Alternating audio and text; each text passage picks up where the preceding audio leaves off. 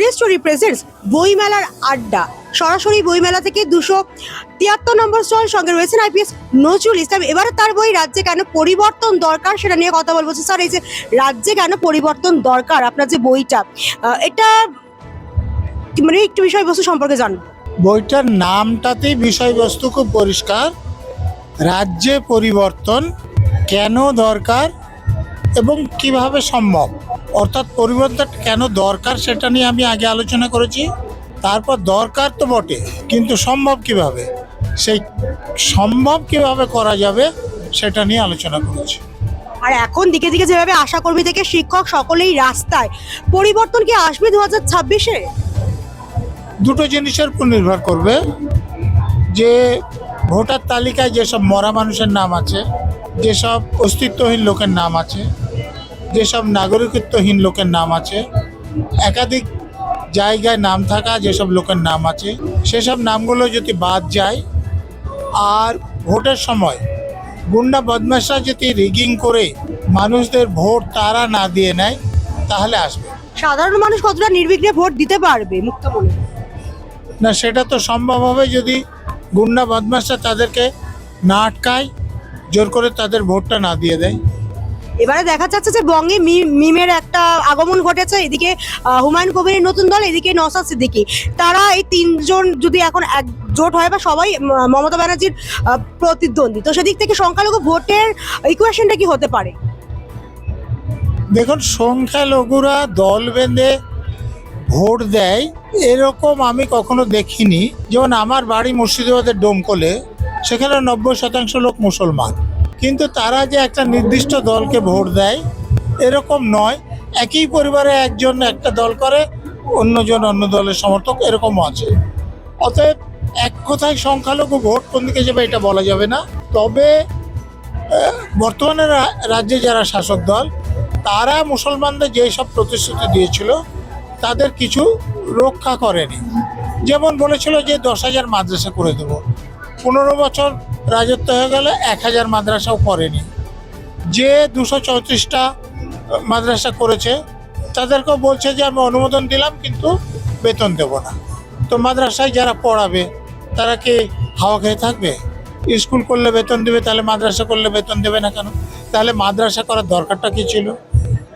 তো সেই সব কারণে মুসলমানদের অনেকেই এখন রাজ্যের শাসক দলের প্রতি বীতশ্রদ্ধ, মানে হতাশ। তারা তাদের যে উপকার করছে না, বরং অপকার করছে। যেমন মুর্শিদাবাদে পুলিশকে নিষ্ক্রিয় করে তারা দাঙ্গা করলো, এক দলের লোক অন্য দলকে মারলো, সেখানে এটা সাম্প্রদায়িক রং লাগলো। এরপরে দেখুন যে একটা কেসে যে 9 জনের যাবজ্জীবন কারাদণ্ড হলো, তাদের পরিবারদের কথা ভাবুন। তাদের পরিবারের কোনো ছেলেমেয়ে সরকারি চাকরি পাওয়া সহজ হবে? তো এইরকম করে যে 300-এরও বেশি কেস আছে, প্রতিটা মামলায় যে তাদের যদি সাজা হয়, তাহলে তাদের ক্রিমিনাল রেকর্ডটা কি হচ্ছে সেটা দেখুন। তো অতএব মমতা ব্যানার্জি এই রাজ্যের মুসলমানদের ক্রিমিনাল বানাচ্ছে, ঠ্যাঙাড়ে বাহিনী বানাচ্ছে। এইটা যারা একটু বোঝেন তারা পছন্দ করছেন না। রাজ্যের আইন শৃঙ্খলা নিয়ে কি বলবেন, যেভাবে আনন্দপুরে এতগুলো পুরো মৃত্যু হলো? আচ্ছা, ওই যে জমিটা, সেই জমিটা তো জলাভূমি, ওয়েটল্যান্ড। রাজ্যের ভূমি এবং ভূমি রাজস্ব মন্ত্রী কে? মমতা ব্যানার্জি। তো মমতা ব্যানার্জি ঘুমোচ্ছিলেন যে ওখানে জলাভূমিতে কনস্ট্রাকশন হয়ে 11 বছর তো আছে, তো কোনো ব্যবস্থা নেননি কেন? তো দায়িত্ব উনি। যদি জলাভূমি হয় তাহলে সেখানে তো সেখানকার যে স্থানীয় সরকার, পঞ্চায়েত হোক, পৌরসভা হোক, অনুমোদন দিতে পারবে না। তো অনুমোদন ছাড়া বাড়ি হলো, পুলিশের লোক কী করছিল? পুলিশ মন্ত্রী তো মমতা ব্যানার্জি, তাহলে পুলিশ মন্ত্রী হিসেবে তিনি দায়ী। ওখানে ব্যবসা বাণিজ্য চলছিল কিন্তু ফায়ার ব্রিগেডের কোনো ক্লিয়ারেন্স নাই, তাহলে পুলিশের লোকেরা কী করছিল? তো পুলিশ মন্ত্রী কৈফিয়ত দিন যে এরপরে তিনি পদে কেন থাকবেন। ভূমি রাজস্ব মন্ত্রী কৈফিয়ত দিন এরপরে তিনি ভূমি রাজস্ব মন্ত্রী কেন থাকবেন। সব ঘুষ আদায় করার দপ্তরগুলো দখল করে নিয়ে রেখেছেন, একটারও কাজ দেখেন না, শুধু ঘুষ আদায় করেন। নির্বাচন এলেই রাজ্যে দেখা যায় বোমা বারুদের শব্দ পাওয়া যায় আর বাজি কারখানায় বিস্ফোরণ ঘটে। এই ঘটনা তো নতুন নয়, তারপরে দমকল মন্ত্রী কি করছিল? দেখুন, দমকল মন্ত্রী, আপনি কোন রাস্তা দিয়ে এসেছেন এই বইমেলায়? সে রাস্তায় দেখেছেন প্রতি 1 মিটার অন্তর সর্বোচ্চ নেত্রীর ছবি, নিচে সুজিত বসু লেখা, কৃষ্ণা চক্রবর্তী লেখা, সব্যসাচী দত্ত লেখা। তো এই সব কাজ করবে তো তারা, আসল কাজ করার সময় কখন পাবে? আর এগুলো করতে তো টাকা খরচ হয়, এই টাকাগুলো পকেট থেকে খরচ করেন, তো তোলা তুলতে হয়, তো তারা তোলা তুলবেন তো কাজ করবেন কি করে? তো এই যে তোলাবাজ, এই লোকগুলোর বিরুদ্ধে ব্যবস্থা মুখ্যমন্ত্রীকে নিতে পারবেন না, কারণ তার ছবির উপর নিচে লিখছে। তো মুখ্যমন্ত্রী শুধু ওই পাঁচ আটাদের নিয়ে নিজের কৃতিত্ব প্রচার করছেন, তার যে ব্যর্থতা সেগুলোকে ঢাকার জন্য। তো সাধারণ মানুষের উচিত তাদেরকে তুলে ফেলে দেওয়া। মুখ্যমন্ত্রী কি একবার যেতে পারতেন না ওই কারখানায়? তো গেলে তো লোকেরা প্রশ্ন করবে যে আপনি তো ভূমি রাজস্ব মন্ত্রী, এখানে কি করে এটা গড়ে উঠলো? আপনি তো পুলিশ মন্ত্রী, আপনার পুলিশের লোকেরা দেখলো না কেন? কি বলবেন? তো অন্যদের এগিয়ে দিচ্ছেন, অন্যদের দোষ দেখাবেন, নিজের দোষটা তো তিনি ঢাকতে পারবেন না, কারণ তিনি শুধু মুখ্যমন্ত্রী না, ভূমি ও ভূমি রাজস্ব মন্ত্রী, তিনি পুলিশ মন্ত্রী। অতএব ভূমি রাজস্ব মন্ত্রী এবং পুলিশ মন্ত্রী সরাসরি দায়ী যা ঘটেছে। এই যে 30-এর বেশি লোক উড়ে মারা গিয়েছে, এদের মৃত্যুর জন্য তো দায়ী তো মমতা ব্যানার্জির সামান্যতম বোধ থাকলে পদত্যাগ করতেন। কিন্তু বিরোধীরা যেতে গেলেই তাদেরকে বাধা দেওয়া হচ্ছে।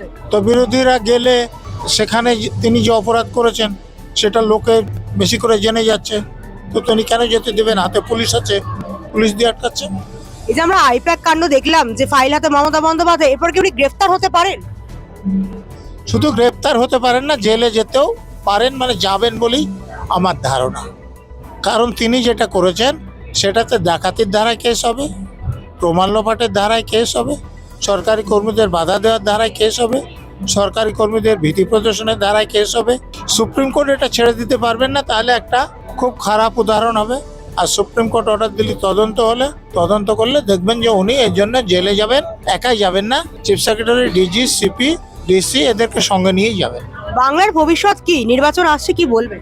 আমি তো বললাম যে যদি ভোটার তালিকা থেকে ভূতদের তাড়ানো যায়, যদি ভোটাররা তাদের ভোটটা নিজে দিতে পারে, তাহলে ভবিষ্যৎ আপনার আছে, না হলে যা ভবিষ্যৎ তাই থাকবে। একদমই তাই, যে মৃত ভোটার আর আসল ভোটার, এই যে একটা চলছে এসআইআর নিয়ে, দেখা যাক যে কোন দিকে জল গড়ায়, সেদিকে তো আমাদের নজর থাকবে।